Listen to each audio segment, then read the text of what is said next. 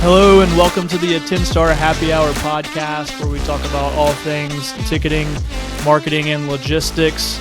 My name is Brennan Robinson, your host, and here with me today is Russell Bradshaw. Hey, how's it going? Hey, what's going on, Russell? I'm here to talk to you. So Russell is Gary's son. Gary is the owner of AttendStar, and we had Gary on last week. If you haven't watched that episode yet, go check it out. Air Show Stories with Gary Bradshaw. And Russell, what he does a lot here at AttendStar, he does a handful of things, but he provides on-site support for a lot of our events, which is pretty cool. Before we dive in, Russell, usually with our episodes, we make a cocktail recipe. Today I'm going to make an old-fashioned, which very classic drink, probably like the oldest cocktail. Yeah, ever. I'm a big fan. Yeah. Me too. We've got some Elijah Craig small batch left. I'm gonna use that for my base, and I don't really measure whenever I make a old fashioned. To be honest with you, it's just kind of you just eyeball it. Yeah, don't have to get too fancy with it. And if you're watching on video, these are the best orange bitters to go get at the store. You can find them at liquor stores. I don't know if they're at the grocery stores. I've never found them at a Kroger or Publix or anything. But listen, it's called Angostura. Angostura orange bitters. Not sure why it's called that. Kind of a strange name, but these are incredible bitters, and I highly recommend them for your old-fashioned. We're just going to do a splash of it. I can smell those already. Yeah, it smells really good. And there we go. Hope you got a drink with you at home while you're listening. Let's dive in, Russell. Okay. So on-site support at AttendStar. So we provide on-site support for a lot of events, a lot of outdoor events, some indoor events. It's really important to a lot of clients. It's something that a lot of people want and need, and they ask for it sometimes. And why is that? Explain why they ask for on-site support from the ticketing company. Well, I think one of the reasons it's just really effective to have us on site is that I go to dozens and dozens of events every year. Yeah. So I have a whole different perspective on what the issues are, because when I come back, I get to see what the complaints were, what the positives were, and what the negatives were. So a lot of times when I'm at the gate and I go to an event, I'm working with an event staff that's the one event that they do a year. Yeah. The only thing they do that year, and they do it maybe every year, every other year. And not that they don't have experience in it, but they just don't see it quite as often as we do. From a different perspective, almost kind of outside. So I really enjoy helping with issues that, I saw at an event 2 weeks before that where something became an issue. So when I see the early signs of that at the gate at a new event, I can say, hey, here's a couple ideas. If we do this, it might prevent a problem, or it might go more smoothly if we do this, or move this table over here. Yeah. It's the experience that comes with it of seeing dozens and dozens of events every year that I think that really helps the event manager with things like that. Yeah, for sure. Experience is a huge piece of this. We do so many events, and you go to so many events. Oh yeah, I've seen lots of problems. So in a way, when you go to an event, do you kind of anticipate things to go wrong in a way and kind of come up with a game plan in your head for, Absolutely. Okay, what if this happens? What am I going to do? Yeah. And as you know, my background's in public safety. I've worked for the fire department, emergency management, the sheriff's office for years, over 10 years. So when I go to events, my natural kind of is watching the crowd, watching what's going on. And I do expect problems. Yeah. I see things early on. I know, hey, if we fix this now, when 10 people are at the gate and there's 10 people in line, if we fix it now when there's 500 and people line later, it's not going to be such a disaster. Yeah. And I do disaster stuff too. So I'm used to things not going well. Yeah. And I like to head that off and like to make it go a lot smoother. Yeah. So you do a lot outside of AttendStar too. Explain a little bit about, or talk to us about StormPoint. StormPoint's your business. Yeah, so I'm the executive director of StormPoint, which is a nonprofit. Yeah. We do search and rescue and incident support. Yeah. A lot of people, it's hard to explain what that really means.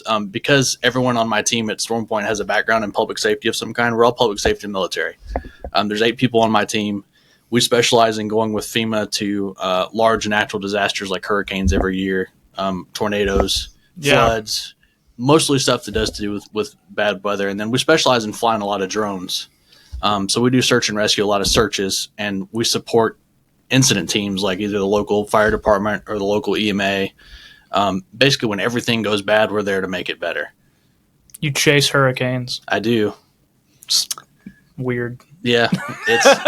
I tell you, our insurance guy hates me, but that's what we do. We drive into the eye wall on purpose. Somebody has to do it, though.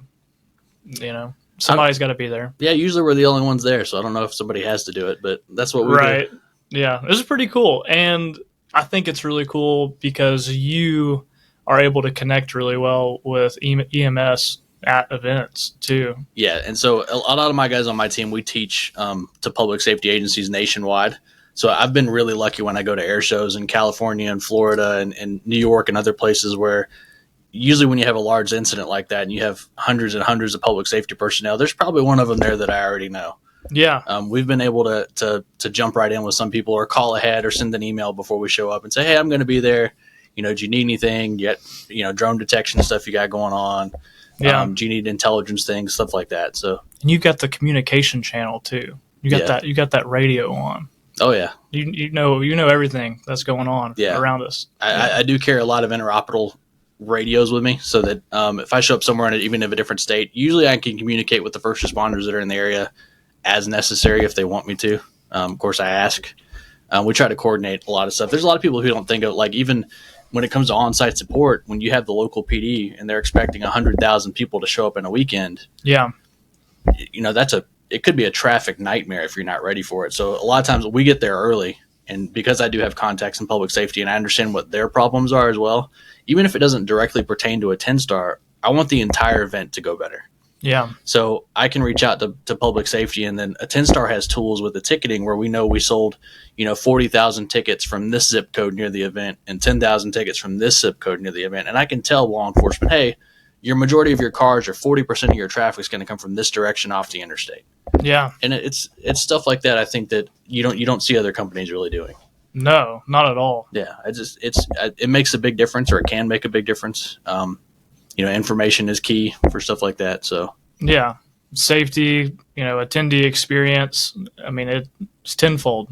Yeah. And I know from being the one that's always at the gate at all these dozens of events that their first interaction with your event that day, if you have an air show or a fair or something like that, and they're bringing the family, when they show up at 8:00 in the morning to go through that gate, having that initial experience, that initial contact with them when they're coming through the gate go smoothly, and not having traffic issues, and it sets the tone for the entire day for that group. Yeah. So if they've had a bad time just getting in the parking lot and parking and then trying to figure things out before they get in the gate, they're going to be a little frustrated before they even walk into your event. Yeah. And attendee experience is huge with us. And that's when I'm assigned an event to go to an event, that's what Gary and everyone here else at AttendStar tells me is like, hey, take care of your responsibilities, the stuff we promised in the contract. But other than that, like, make the day go better for everybody. Yeah, for so many different reasons. Yeah. I mean, your event reputation is huge. Yes. How many people are going to come to your 2024 event and also come to your 2025 event? How many people are going to come back? Exactly. And not only reputation, but obviously revenue. It's huge. A lot of, when you're selling tickets online and you get to retarget those people for the next year or your next show, your next event. Right. And they had a great experience. They want to come back. They remember the event. It helps grow your event. Exactly. And when the event manager does well, we do well. And I love that symbiotic relationship we have with our events. And I like going to events. So if I go to an air show and I know they're going to have the next one 2 years from now, I like to have that contact and I like to know that event. And I want them to do well because I want to come back in 2 years. Right. That's how I get paid too. Yeah. I love air shows. I mean, it's one of those things, like even going to, I don't know how many Blue Angel shows I've been to. It's got to be over 100 by now. Easily. It's way up there. Way above that because I've been doing this since 2010. Yeah. But I still stop and watch the Angels at every show, the practice show. So every time I go, I get to watch them Thursday, Friday, Saturday, Sunday. It's always the practice days. So 4 times every time I go to a show. So it's got to be. It never gets old. Yeah. It's always great. It really doesn't. So I want to be there next time. Gary, he mentioned on the last podcast, he said, people get off on weird things, and I just get off on being at the gates and watching those tickets scan. He does. It's funny, like, we're working on a new ticketing app right now, and one of his biggest things is like, what's that noise going to make when somebody comes through the gate? Because he loves that noise. Yeah. I always catch him sitting on his laptop in the car near the gate, and he's got the windows rolled down just so he can hear the beep, beep, beep, beep, everybody coming in. Like, he does. He really does like that.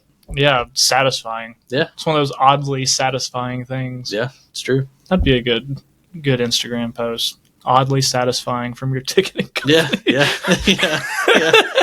This is the kind of stuff that we love that doesn't make sense to anybody else. Yeah, he was talking about how many scans he wants every minute. Yeah. And having that down to a T, and just talking about that gate efficiency, which is really neat that we go into that much detail, which ultimately all those little details, look at the big picture and it's a successful event. Yeah, there's 1,000 little details that make your event a success. Yeah. Part of the reason why it's so much fun. Russell, so answer this question real quick. When do we provide on-site support, and just talk about what all we do when we come on site? Yeah, as far as when, like I said, I'm not part of the sales team. I'm part of the support team. So I get told where I'm going and when. Right. Sometimes if there's, we got different shows on different weekends, I get to pick which one I'd rather go to. Yeah. I know that we go to all the ones where, there's especially if you have attendance in the, 50, 100,000 large events, we're going to go no matter what. Right. There are some events, I think, that are that large, they've been doing it for 50 years. They've had the same staff. Maybe they're comfortable not having us out there. And then there's other events that it's the first time they're doing it. They've got 60,000 people that they think are going to come, and they're like, please come. They're just begging us. Like, hey, can you be there? We're going to need some help. We've never done this before. I love the new ones. The new ones are fun because you're figuring it out for the first time. Yeah. So, and even if the event's not large enough, it does cost the event, it's something that, it's just covering the expenses to really go to your event. Right. They're really just paying for my airfare to get there and my hotel. It's not like we're trying to make money off of it by any means at all. Not because at all. We really want to go to the event because it helps so much. And so when you get there, I guess, how early do you get there typically? It really depends on the event. Most of the larger festivals and things like that, I'll get there 2 days early. 2 days? Fly in 2 days early, sometimes 3 days early. The first day that I'm there, the first thing I want to do that morning is go out and see how setup's going, see what the gate looks like, what the plan is, say hi to everybody so everybody knows who I am for the weekend or the couple weeks I'm going to be there. And I start asking questions like, hey, is that table going to stay there? Do you have lunches for your volunteers on this day? Right. Then you go into the normal things like, I went to this event before, or I went to one similar to this, and this is the first issue they had. It's immediate. Like, I'm asking questions because I want everything to go smoothly. The sooner you fix it, the better it's going to go. Yeah. And then we'll test all of our gear. We've got a private LTE network that we use, private LTE and 5G. First thing I do is take one of those out there, make sure signal's strong, everything's going well, speed's good. Right. And then plan, verify. Usually we have a pre-event plan where somebody says, hey, this is how many ticket scanners I need. Yeah. And then when I show up, I need to know if I need more. And I always bring extra, but I need to know, make sure the plan is good for that and see if I need to adjust anything. And the connectivity piece, we always have a backup plan too. Absolutely. Always have a backup plan. Yeah. And what's cool about it, we can see if it really works before we even go out there, right? Yes. Yeah. Yeah. So with our private network stuff that we have with AT&T, we have usage maps and things where we can do speed tests and things actually remotely. Yeah. We can check towers and see how many, where every tower is. We have the coordinates. We can tell how many concurrent users that tower can support. And of course, our stuff doesn't quite piggyback off the public network. It's on a private network. Mm-hmm. So our stuff is typically going to work no matter what. Now, even saying that, we bring backups. We've got Starlink satellite systems that we show up with. We have backup carriers that we show up with. Yeah. Because it just has to work. Like that's, Gary looks at me and says, hey, we're going to go to this event. This just has to work. It's like, okay, well, then it's going to work. I promise you. Yeah. So make it happen. Exactly. And an air show this year, we're going up to Alaska. I don't know if we're going on site. I don't think we are. as of now. I've heard about it. I don't know if it's not on my calendar yet. I'm hoping it shows up. But that's I think that's one of the first things we did was we made sure that the internet would work. Yes. There. Yeah, I got an email with the address where the show was going to be at, where parking was, where the crowd was. Yeah. It immediately did. Looked at the maps. Yeah. And luckily that was one that it wasn't out in the wilderness somewhere, which makes sense. But it was in town somewhere, and they've got, I think there were 6 or 7 towers on site. It actually looked really good for that event. So I would love to go to Alaska. I would too. I really hope it shows up on my calendar. I've never been to Alaska. I think I've been to every state except Alaska and Hawaii. Really? Yeah, which we've talked to Hawaii too, so I keep hoping it's going to pop up on my calendar. I hope we go to Hawaii. I'm going to go. Yeah. To Hawaii. Oh, I'll find a reason to be there. Oh my goodness. I'm going to be calling people. You're going to need some on-site support. I'll be there. I've already got my ticket. Yeah, never been to Hawaii, but it's just, you grow up hearing about Hawaii. It's the place to go. Oh yeah. It's like surfing. Yeah. Have you ever surfed? No. I haven't either. I want to surf. Yeah, I grew up in San Diego, so you'd think I had been surfing. Oh, wow. I spent a lot of time at the beach. I didn't know you grew up in San Diego. Yeah. Yeah, that's where... I feel like I'd be terrible at surfing. I do too, which is probably why I've never tried. Have you tried skateboarding? Yes. I'm not good at that. No, I'm not good at that either. I wonder if there's like a direct correlation to...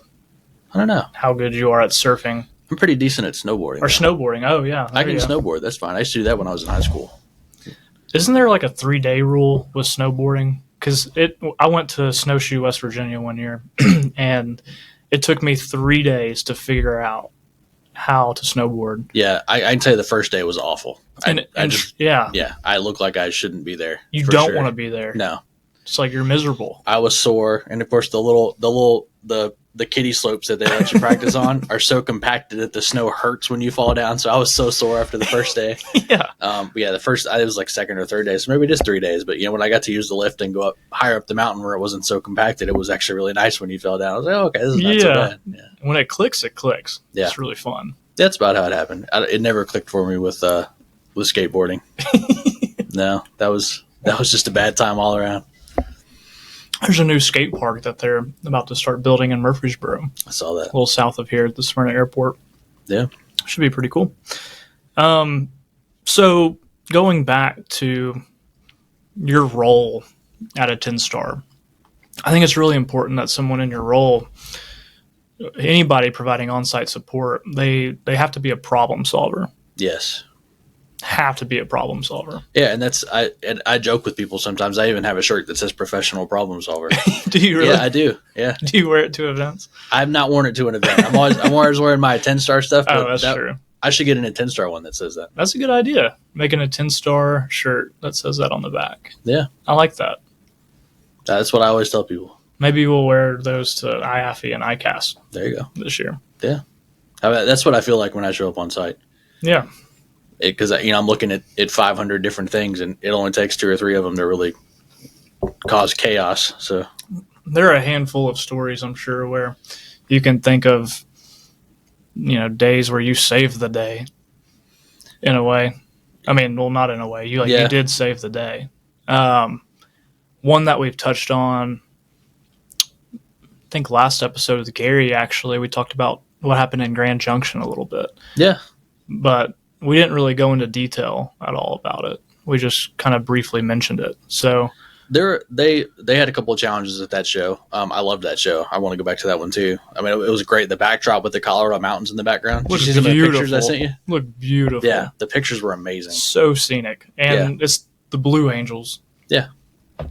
Right there next to the mountains. Yeah, that's a show where and we talked to them when we were at ICAST before their show, years before their show. Every provider they'd ever had for internet and ticketing had lost connectivity on the days of their show every time. Yeah. Like as far back as they could remember. I mean, 10 years, I think. I don't remember the exact timeline. But they counted on connectivity problems.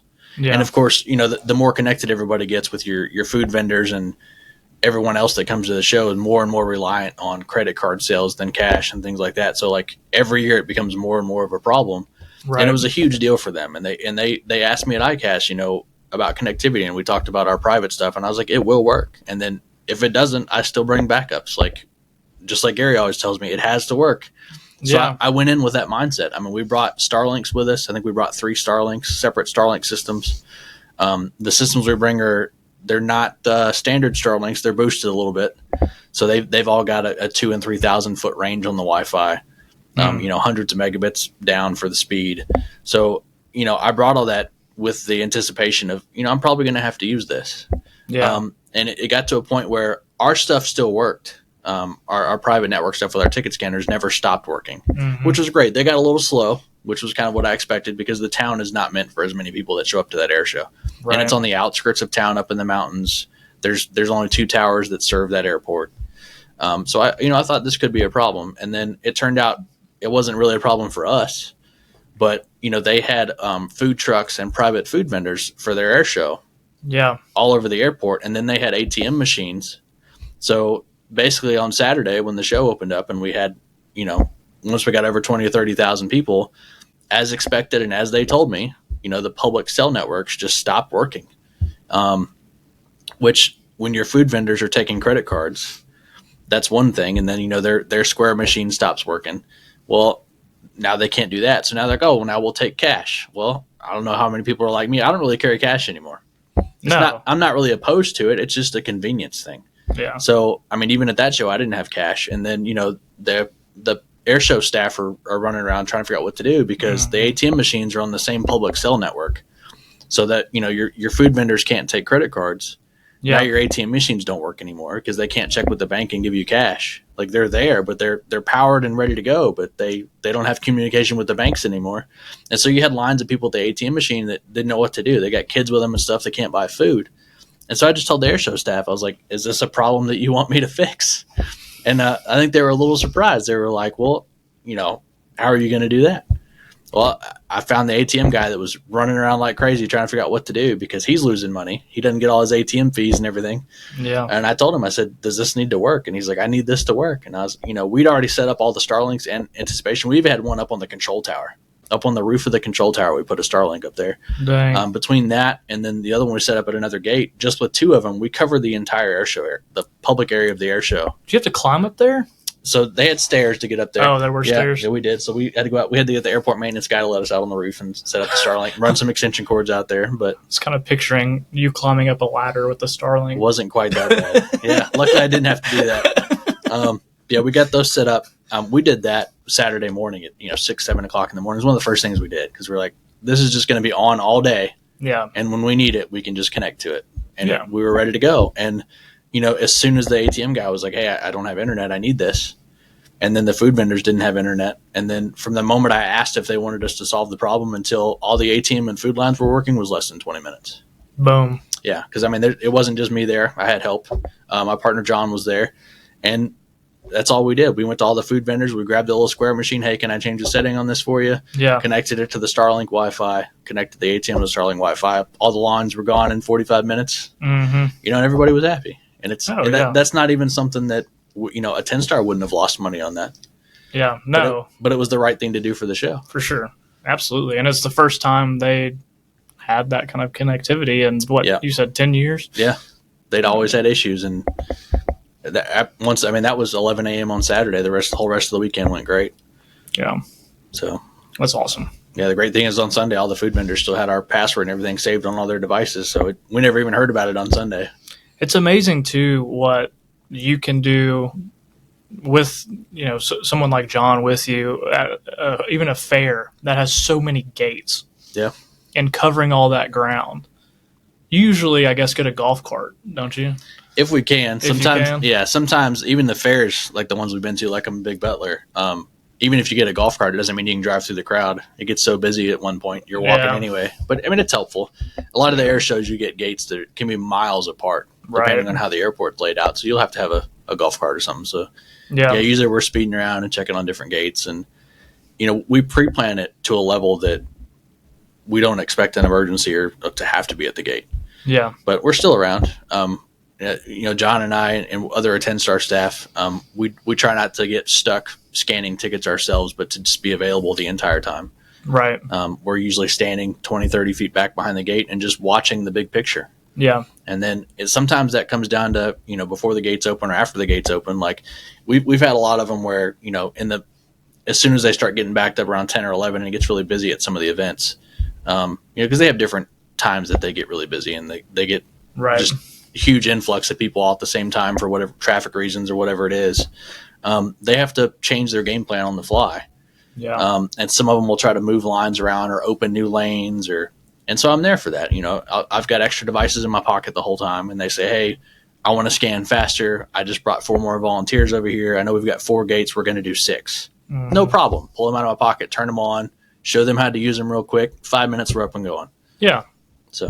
And the hardware, the scanners, a lot of times you will do, hardware training for volunteers. Yes. And it's amazing how easy they are to use. Right. I feel guilty even calling it training. I mean, it's their smartphones and everything on them is just set up and ready to go. And I feel like if you just gave it to someone and said, hey, figure this out. I think 90% of people would figure it out. Be able to figure it out. It's just an app, and it's just got a button on it that says validate ticket, and you push it and it scans a barcode, and then it makes a really happy beeping noise when it works and a really unhappy noise if it doesn't. And the batteries on a full charge, how long do you think the scanners last? We've got 2 different versions of devices now. We just upgraded a bunch of our hardware this year. Right. So the original stuff, we still have some of those. Continuous scanning, if you had a line, probably 5 to 7 hours. Our new devices actually have almost triple the battery life. It's wild. So I think if we did continuous scanning with the new ones, which they've worked at a couple events so far, but not anything larger. We started with some smaller ones just to make sure they worked correctly. But I mean, I easily 12 hours. Yeah, of just continuous scanning. I mean, your volunteer is going to drop before the battery runs out. So, if you have an event where you're scanning tickets for 12 hours, we're ready for it now. We're ready. Yeah, we can do it. That's a lot of scanning. I remember at the first event I went to with AttendStar. You were there. Mm-hmm. That Spirit of St. Louis. Yeah. In Chesterfield, Missouri, mm-hmm.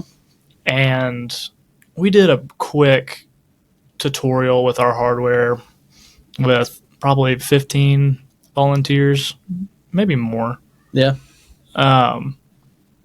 And they all got it. They started scanning. We were good to go. Yeah, and I always tell them that once you scan 2 or 3 tickets, you're not going to need me anymore. You're going to be like, oh, that's it? Yeah.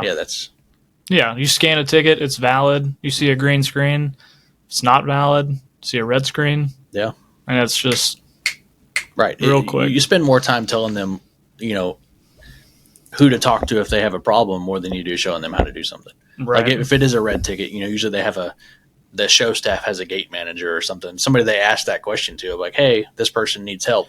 Yeah. You spend more time pointing out who that is than you do showing them how to scan a ticket. Yeah. And, air shows or fairs, you'll have a policy where, hey, once you leave, can't come back. Or, hey, you can leave. You can go back to the parking lot and come back in. You just have to go through security, whatever it is. Right. And, in AttendStar, we can set up how many times that ticket can scan. Yes. You can set them to be multi-scan. If you sell a ticket that's valid for Saturday and Sunday or for a week or a whole weekend, whatever it is, we can set it up to where that barcode will scan for all of those days. And we can set it, scan once on Saturday, once on Sunday, make it once a day or once every certain amount of time. So, yeah. Well, Russell, it's been really cool having you on. Yeah, appreciate it. Thanks for joining. Mm-hmm. And I hope you guys enjoyed. If you want to talk to Russell in person, he comes to IAFI and ICAST. Yeah. And talk about your problems and how maybe we can solve them. So thanks for joining the AttendStar Happy Hour Podcast. My name is Brennan Robinson. With me is Russell Bradshaw, and we'll see you next time.